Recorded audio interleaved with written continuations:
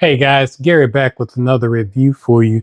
This is the 200X Pocket Microscope.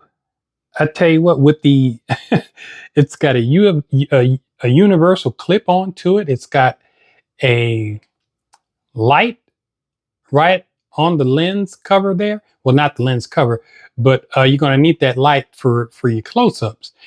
But guys, this is a nice little gadget to have for your smartphones. I mean, your Galaxy phones and your iPhones. It will fit right over your lenses. I mean, you can adjust it. And guys, when when you look through this thing, I mean, if you're looking at, let's say, your shoestring or something like that, it's not going to look like a shoestring. It's going to look like a chain link.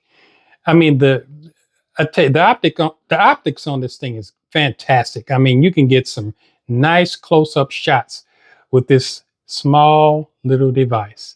Guys, you make it a great day.